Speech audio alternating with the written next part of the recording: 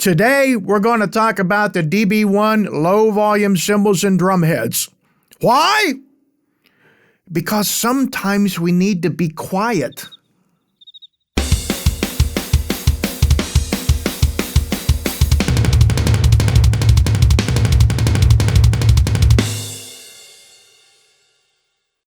All right, today we're going to talk about the DB1 low-volume cymbals and drumheads made by Evans. But I don't just want to talk about the product, I also want to talk about why I'm using the product. Now, I'm pretty lucky. I actually have a really good relationship with my neighbors, and they've never complained about the racket. However, I still like to be as respectful as I can regarding how long I practice and when I practice. A few years ago, I had a friend build a drum studio at my house. I'd like to think I actually helped a little, but I basically just stood around and handed him screws. It's not completely soundproof, but it does a pretty nice job. So, with a drum studio and really great neighbors, you might ask yourself, why the interest in low-volume drumheads? We're going to talk about that, but first, let's take a look at what we have. The tom heads are made from a single ply of shock weave mesh. On the bottom side, they have kinetic transfer foam. This helps to eliminate that tennis racket feel that we all love so well. And on the top side, they have a removable impact patch. This gives you some reinforcement, and it also helps with the way the head feels. As for sizes, you can get them from 10 inches to 18 inches. The bass drum head is similar to the toms. However, the removable patch is larger, and the kinetic transfer foam is sized to fit the head. As for sizes, you can get these in 18 inches to 24 inches. The snare drum head is a 2-ply head.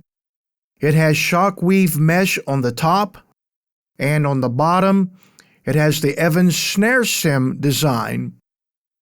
This is made to replicate the snare buzz you would get from a traditional snare drum.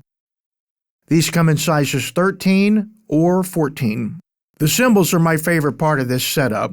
Without getting into the specs, they've basically drilled small holes in each cymbal. However, they've done so with a very specific pattern. When you buy the cymbals in a pack, you'll get a 14-inch pair of hi-hats, a 16-inch crash, an 18-inch crash, and a 20-inch ride. However, I tend to like larger cymbals. So I'm using a pair of 14-inch hi-hats. I'm also using an 18-inch crash and a 20-inch ride. But as I mentioned, I like larger cymbals. So I'm using a second 20-inch ride as a crash.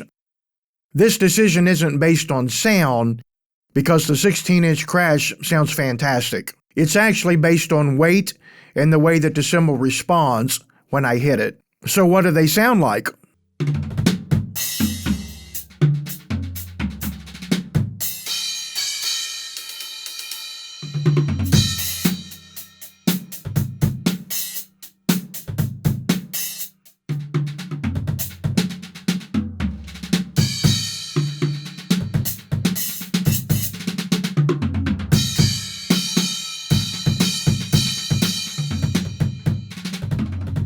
As you can hear, under normal conditions, they sound great. But what if you're not normal? I think we can all agree I tend to get somewhat excited whenever I play. So what do these heads sound like when you really lay into them? Now, I'm not talking about trying to break the drum heads, but I also don't want to feel as if I have to hold back. So here's what we're going to do. I'm basically going to play a pattern of 4 bars using regular cymbals and drum heads. Then I'm going to repeat that using the low volume cymbals and drum heads. Now, I know this isn't a fresh concept. We're not trying to reinvent the wheel here, but I want to hear a true comparison between the two. Now, for this test, I'm only going to use one microphone, and it's basically just going straight into the camera. All right. Let's go hit some stuff.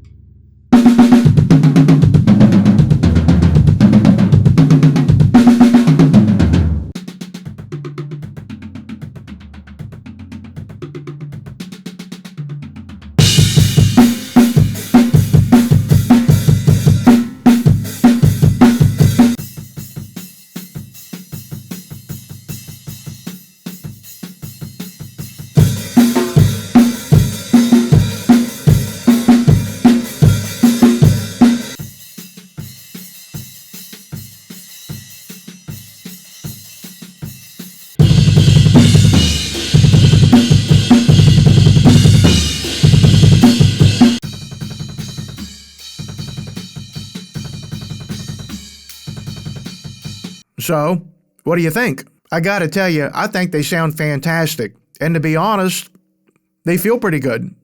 A few things I want to point out. You likely noticed I had some blankets in the kick drum. Without the blankets, the kick drum just felt a bit too spongy for my personal taste.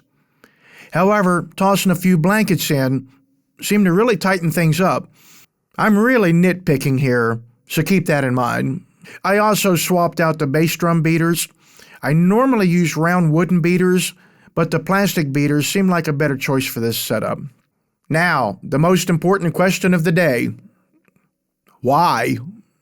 I mentioned earlier I have fantastic neighbors, and I have a drum studio. So why would I be interested in low-volume cymbals and drumheads? I actually spend a lot of my day in my office, which happens to be upstairs and at the end of my house. It's nothing unique. It has my desk, a filing cabinet, and so on. However, in the corner, I have a really nice recliner. So for the last 6 months or so, I've been tempted to replace the recliner with a set of drums, because that's where I spend most of my time. So why not just pick up a little practice pad kit? Well, there's a reason for that. But before I get into that, it's really important to stress I'm not trying to offend anyone. If you have something that works for you, don't change that based on something that I say. But for me, everything that I do is based on muscle memory. I've played drums for so many years that my arms basically just know where to go. I don't even think about it. That's not to imply that I'm a good drummer. That's a different conversation. But I'm kind of known for doing a certain thing, and that just comes from years and years of playing that way. So in my situation, my setup is crucial. How high are my cymbals? Are they close? Are they too far away? What's the angle of my snare drum? All of these things matter. If any of those items aren't where they're supposed to be, I simply can't perform the way that I do.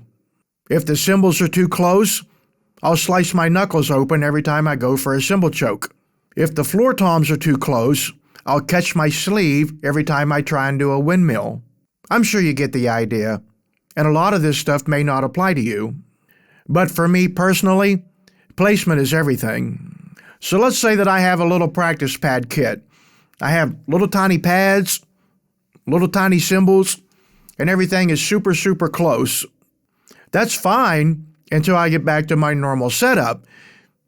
And then I realize that my 18-inch floor tom is way back here somewhere.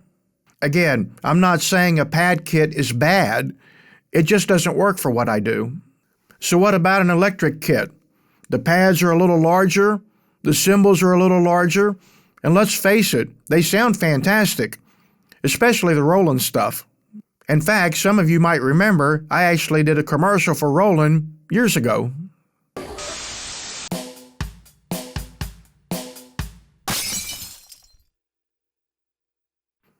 But again, there's something about it that just doesn't work for me. At the end of the day, you're still playing a sensor. I could drop my phone on the snare drum and it would sound like a gunshot. Or I could literally play the crash cymbal with my toothbrush. The connection just isn't there. You develop a relationship with your ride cymbal. That's why I really like these DB1 cymbals. They're not pretend cymbals. They're real cymbals. They just happen to be 80% lower in volume. And the drumheads come in practically any size that you need. I mean, in today's demo, I was playing a 16 and an 18-inch floor tom. So whenever I get back to my normal setup, nothing changes. They're just louder. The mechanics of what I do don't have to be altered going back and forth between my practice set and my performing set, because the sizes are exactly the same. Now, admittedly, if I wasn't trying to play drums like a pissed-off squid, it probably wouldn't matter that much. But as I had mentioned earlier, everything that I do is based on muscle memory. So for me, this is everything I could ask for. Everyone is different, but for me, having a real set of drums in my office has been indispensable. I play them every single day, multiple times a day, because it's just so convenient. Guitar players have had this advantage for years. In fact, a lot of guitar players that I know, they don't even plug into an amp half the time.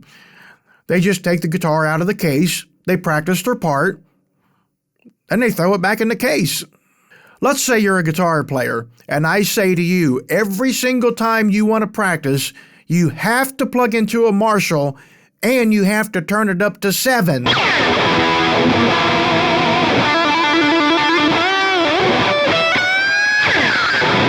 That's what drummers have to do every single time we want to practice a part. So if you're struggling or just looking for some new inspiration, this setup might be something to think about. As always, if you haven't already subscribed, please consider doing so. And for those interested in merchandise, you can head over to madduds.com and pick you up some Mad Duds. Thanks for letting me share some of this stuff with you. I hope you guys have a great day.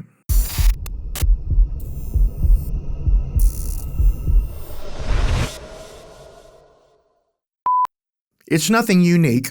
It has my desk. Okay. It's got your damn desk. Outstanding. Congratulations. Today, we're going to talk about... Today, there went one cooking. Today, we're going to talk about... Let's all talk about it. Let's gather around and have us a chorus, gang. Damn.